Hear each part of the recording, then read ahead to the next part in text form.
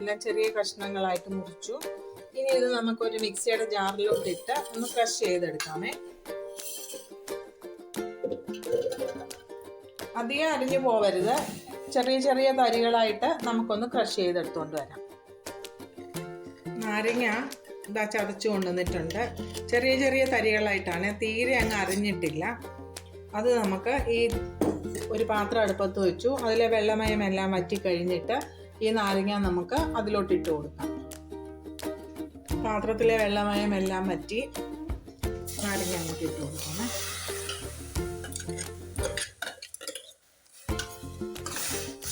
ഇനി ഇതൊന്ന് നന്നായിട്ട് ചൂടായിട്ട് വരുന്നത് വരെ നമുക്ക് വെയിറ്റ് ചെയ്യാം. നമ്മൾ തിളയ്ക്കാനായിട്ട് ഇട്ട് വെച്ച നാരങ്ങ നന്നായിട്ട് തിളച്ചു. നമുക്കിനി ഇതിലേക്ക് ശർക്കര ചേർത്ത് കൊടുക്കാമേ.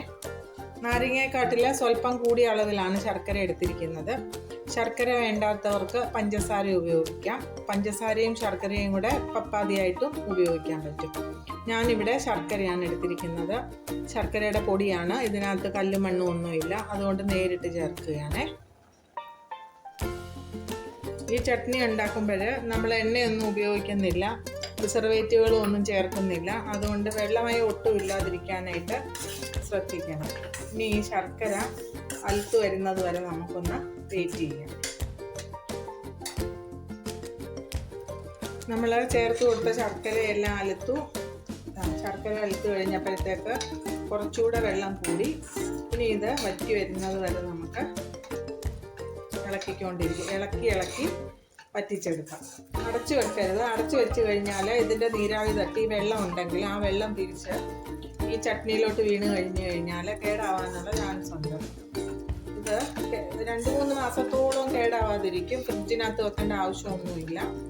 എണ്ണമയം ഒന്നും ചേർത്തില്ലെങ്കിലും ഒട്ടും വെള്ളമയമില്ലാതെ നമ്മൾ കുറുക്കി പറ്റിച്ച് തയ്യാറാക്കി എടുക്കുന്നത് കൊണ്ട് 2-3 മാസം വെളി വെച്ചാലും കേടാവത്തില്ല. ഇപ്പോൾ ഏകദേശം ഒരു 6-7 മിനിറ്റ് കഴിഞ്ഞു. ഇതിലെ ശർക്കരയുടെയും നാരങ്ങയുടെയും എല്ലാം വെള്ളമയം വറ്റി വരാറാവാനായിട്ട് തുടങ്ങുന്നു. ഒരു പകുതിയോളം വറ്റി, ഇനിയും പകുതിയും കൂടെ വറ്റി തന്നാൽ മതി. ഈ സമയം നമുക്കിതിലേക്ക് ആവശ്യത്തിനുള്ള ജീരകപ്പൊടി ചേർത്ത് കൊടുക്കാം. 1/2 സ്പൂൺ ജീരകപ്പൊടി ചേർത്ത് കൊടുക്കാം. ഇനി ഉപ്പ് ചേർത്ത് കൊടുക്കാം.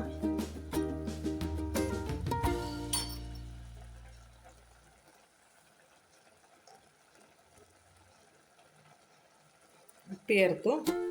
സ്വല്പം കൂടി ഉപ്പ് ചേർക്കാമേ. ഇനി വേണ്ടത് മുളക് പൊടിയാണ്.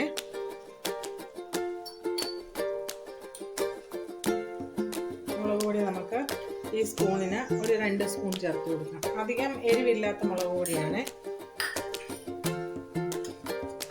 കളറും കിട്ടും, ആവശ്യത്തിനുള്ള എരിവും കിട്ടും. ഇനി ഇത് നന്നായിട്ട് ഇളക്കി ചാറ് നന്നായിട്ട് കുറുകി വരുന്നത് വരെ നമുക്ക് വറ്റിച്ചെടുക്കാം. വീണ്ടും ഒരു 6-7 മിനിറ്റ് കഴിഞ്ഞു. നമ്മുടെ നാരങ്ങയിലെ വെള്ളമെല്ലാം വറ്റി ഈ പാകമായി. നമുക്കിനി ഗ്യാസ് അങ്ങ് ഓഫ് ചെയ്യാം. ഇല്ലെന്ന് വരില്ല. ഇത് തണുത്ത് കഴിയുമ്പോഴത്തേക്ക് ശർക്കര ചേർത്തിട്ടുള്ളത് കൊണ്ട് കുറച്ചുകൂടെ ഒന്ന് മുറുകും. ഒരുപാട് അങ്ങ് മുറുകി കഴിഞ്ഞ് കഴിഞ്ഞാൽ നമുക്ക് കഴിക്കാനായിട്ട് ഇച്ചിരി ബുദ്ധിമുട്ടായിരിക്കും. ഇതാണ് അതിൻ്റെ പാകം. തണുത്ത് കഴിയുമ്പോൾ കുറച്ചുകൂടെ ഒന്ന് മുറുകും. അപ്പോഴേ കറക്റ്റ് പാകമാകും.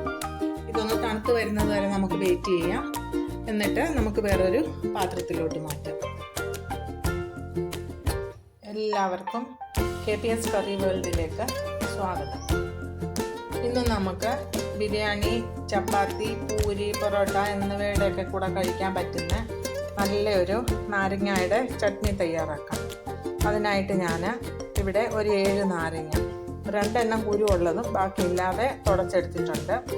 പിന്നീട് വേണ്ടത് ശർക്കര. നാരങ്ങയെക്കാട്ടിലും സ്വല്പം ഒരു 100-150 ഗ്രാമോളം ശർക്കര കൂടുതൽ വേണം, കാരണം നാരങ്ങയുടെ പുളിയെ ബാലൻസ് ചെയ്യാനായിട്ട്. പിന്നീട് വേണ്ടത് മുളക് പൊടി, അധികം എരിവില്ലാത്ത മുളക് പൊടി വേണം. ജീരകത്തിൻ്റെ പൊടി വേണം. പിന്നെ ഉപ്പ്.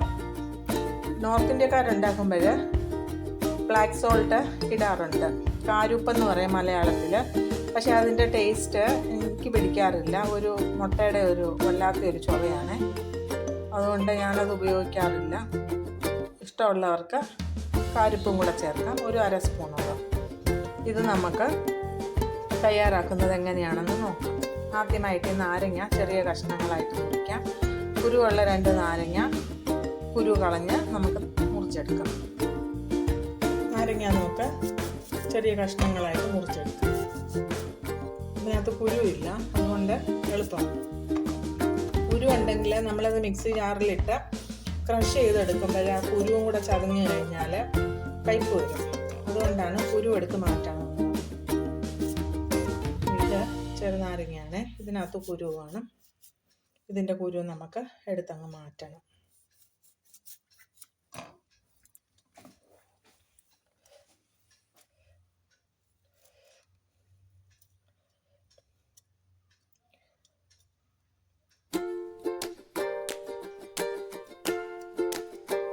ഇതിൻ്റെ കുരു മാറ്റിയിട്ട് ഇതുപോലെ നമുക്ക് ചെറിയ കഷ്ണമായിട്ട് മുറിക്കാം. ബാക്കിയുള്ള നാരങ്ങയും കൂടെ ഒന്ന് മുറിച്ചുകൊണ്ട് വരട്ടെ. നാരങ്ങയുടെ ചട്നിയെ ഉണ്ടാക്കി ഉടനെ ഉപയോഗിച്ച് കഴിഞ്ഞാൽ അത്ര ടേസ്റ്റ് കാണില്ല. ഒരാഴ്ചയെങ്കിലും ഇത് വെച്ച് കഴിഞ്ഞതിന് ശേഷം മാത്രം ഉപയോഗിക്കുകയാണെങ്കിൽ ആ നല്ല പെർഫെക്റ്റ് ആയിട്ടുള്ള ടേസ്റ്റ് കിട്ടത്തുള്ളൂ. ശർക്കരയെല്ലാം നാരങ്ങയിലൊക്കെ പിടിച്ച് നല്ല മധുരമായിട്ടിരിക്കും. വളരെ ടേസ്റ്റി ആയിട്ടുള്ളൊരു അച്ചാറാണ്. പക്ഷെ ഒരാഴ്ച കഴിഞ്ഞ് ഉപയോഗിക്കാനായിട്ട് തുടങ്ങാവുള്ളൂ.